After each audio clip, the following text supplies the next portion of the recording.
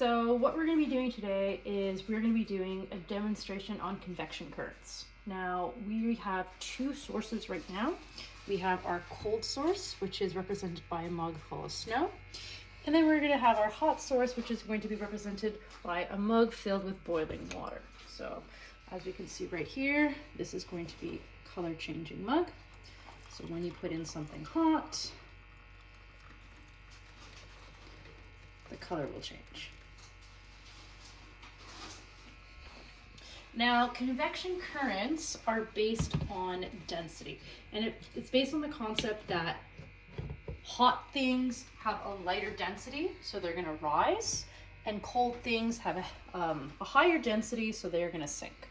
So what we're going to be putting on top of it is going to be a container of room temperature water.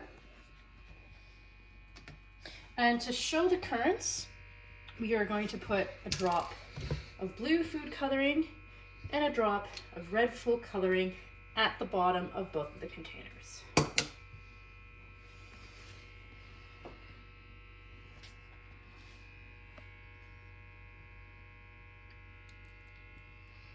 So as we can see right away, we can see that the blue food coloring is staying close to the bottom of the container. We can see the red food coloring rising very quickly because this is our heat source. So we have our heat source, which in our convection current, when we're talking about the surface of the earth, is going to be our core.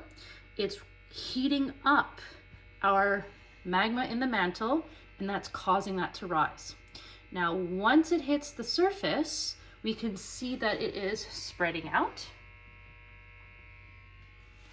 We can see that it's spreading out. And then as it gets to this cool part over here, we can see some of it starting to sink.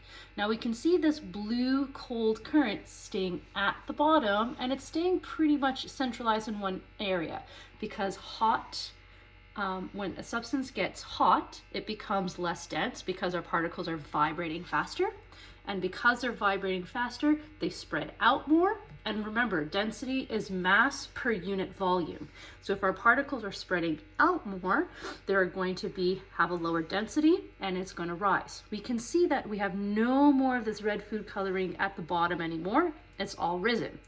Now, as it's moved to the other side of the container, we can see that this red coloring is starting to sink a little bit down because at this part right here, this is our cold source.